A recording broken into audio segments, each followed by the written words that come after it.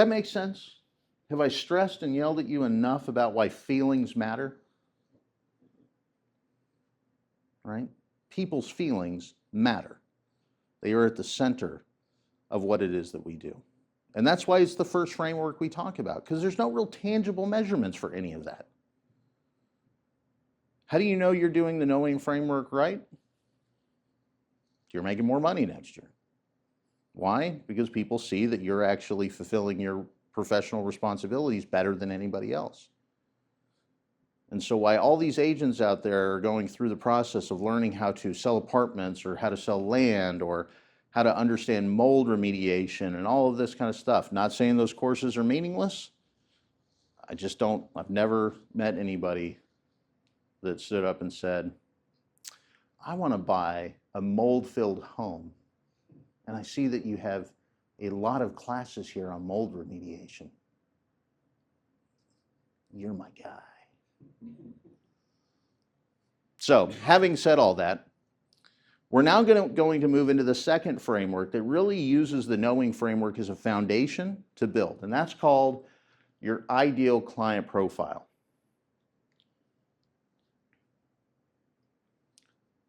Another rule, our experiences in the world shape the decisions that we make.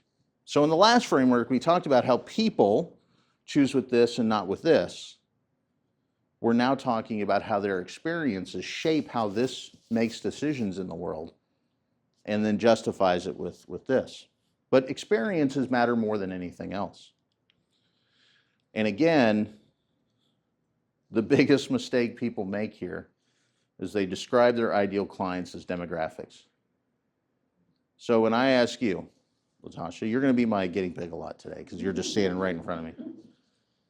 Who's your ideal client? Anyone who is easy to work with in terms of knowing, what they want. Those are the easy clients. By the way, I'm new. I've never had really official closing, so you're speaking to someone who Fantastic. Went to class. And it's like, if you're not in this business to do it for the people, you're in the wrong business. And then you go out here and you don't have many people to work with, but 95% of what you're doing is for one person. So earlier I was using analytically and statistically how it did it. But yes, I get it. People's everything. yeah. Yeah. Well, great. You're my ball of clay today. Now you're really going to pick on me. Well, the goal about this is, and I've already decided for everybody, at the end, we're going to use AI to actually run through an ideal client profile. We're going to build it for Latasha here at the end, right, to kind of show you everything we talk about. But most people describe their ideal clients as demographics. I want them to make above a certain amount. I want them to live in this zip code. It's all statistics. And numbers are just kind of boring, right? And I'll prove to you that statistics don't matter as much as you think by talking about these two gentlemen here. We know who Ozzy Osbourne is. We know who King Charles is. Would you sell a property to them the same way? Demographically, you would. Why? Because they're both English. They both were born in 1948. They both been married twice. They're both male. They're both extremely wealthy, and they have a lot of notoriety. And there's a lot of other demographic features that we could probably connect with them. But they are definitely not the same guy. One is a performer. One is a royal. Their experiences are entirely different. So if we were to sell them each a castle, we would sell the same castle in different ways to these two guys. Why? Because they have different experiences. Or potentially it could be the same, right? That notoriety could mean like this castle has a large moat, so the paparazzi never gets close. But it also could be different. Because we could say, in Ozzy's case, this castle has plenty of post-production facilities so you can actually have your reality show produced on site. Okay, that might be a property at that point. That might be a feature that speaks to the larger goal here. The point of all this being, demographics don't tell you who somebody is. I'm a 43-year-old white dude from Wyoming. All demographics. Doesn't tell you anything about me. The things that tell you about me are why I married my wife, the experiences I had with my dad when he was a single dad, experiences I had afterwards, why I went to college when I did. I mean, all of the feelings and experiences I've had would tell you more about me than do you meet that demographic. Unless your entire decision process for making friends is, I need a 43-year-old white dude with a wife and 2 girls from Wyoming. Then I fit your bill. I still might not be a good friend though. I am though. I had a wonderful friend. So let's talk about this a little bit more. How can these demographic assumptions be a disservice to your clients? I would say because everyone's an individual. Like, just because you have the same demographics doesn't mean you're all going to think the same or act the same or feel the same. That's it. You have to be their individuals. That is such a perfect answer that we don't have to keep going. That's the truth. We are all individual people. We are all unique. We all have different stories. I mean, you could have sets of twins as clients, and they're still going to be different for different reasons. Frustrations, aspirations, previous experiences, mistaken beliefs. I mean, that's a big one you have to take into account. Why does somebody believe what they believe about the process? Understand them. And include the transformations that they want to go through in their lives. What they have, how they feel, what their average day is like, what their status in the world is, how they see themselves and how they perceive other people seeing them. And that core problem that they have in their life that they're trying to overcome. Understand how their experiences would be transformed. And you know how to market to them. You know how to speak to them as your people with so much precision that other people just can't keep up. Right? I've talked about these 5 changes just a second ago, but what is the material change that they have in their life? What is the emotional change? What is the chronological change, the social and spiritual change? If you can understand what changes they need to go through, how those changes influence their understanding of their experiences, you have a very tight, very sharp, very powerful ideal client profile that you literally can build any sort of profit engine off of. And here's a great commercial that I'm going to show you, and I make sure I'm still connected to the internet on my phone. As we watch this, I want you to just take your paper and jot down changes that this woman goes through. And by the way, I'm not affiliate or anything. It's a great closing gift for your clients too. But note those changes. Material changes, emotional changes, chronological changes, social changes, and crisis, spiritual changes. And there's one line that I'll point out afterwards that I just absolutely love.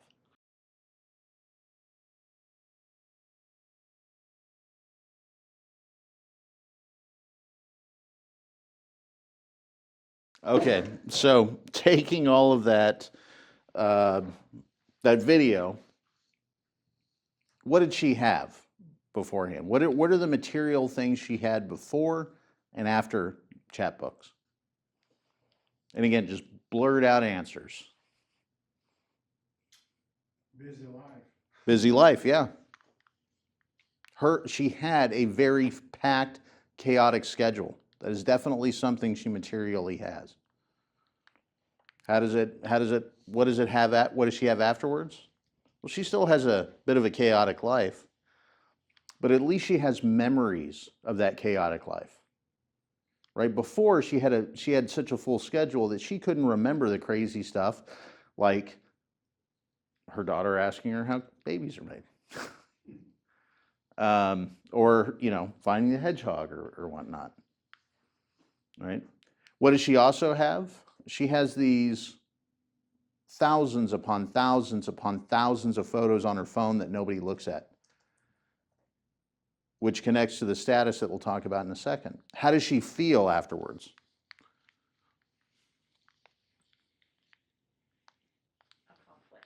Accomplished, that's right. That's exactly it. She feels like she's accomplished something for her family because beforehand, she feels like she's forgetting her family. She is so busy in the moment that she doesn't get to experience the life. And afterwards, she feels proud of the fact that she as a mother has stood up and told her family's story. It's an amazing thing. What's her average day like? In both situations, very chaotic. But afterwards, her average day is spent chronicling the story of her family. Her average day, while chaotic, now gives her this sense of purpose. Her average day, she wakes up. Oh, and by the way, she also feels accomplished because her average day, at the end of the day, is taking a real bubble bath. And what's it like before? A bubble bath with her kid holding his breath. Very important parts of the day. What's her status in the world?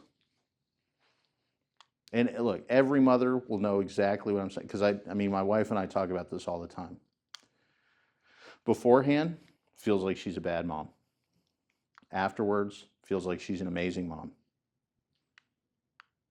Right? I mean, these are, and again, I don't understand it because I know I'm an awesome dad. Even when I'm having a bad day, it's a different experience altogether. Right? But think about it for a second. I'm assuming mothers are constantly feeling under pressure to be super in everything that they do. And I'm just basing that on my experience. And afterwards, she feels kind of super. That's a good thing. Imagine explaining the buying process in those terms to people that you're working with. And then what is the crisis that she's trying to overcome? What's that core challenge, that spiritual difficulty? Well, there's one line in the video that I always come back to. If you think you love your kids or someday might. That's the fear of every parent. That your kids won't know that you love them. That your kids won't understand how much you take from them every single day. It is a fear, it is a struggle, it is something that every parent worries about. And here she's saying this is a solution to that. Your kids will remember how much you love them because they're going to see a storybook of their life, our life.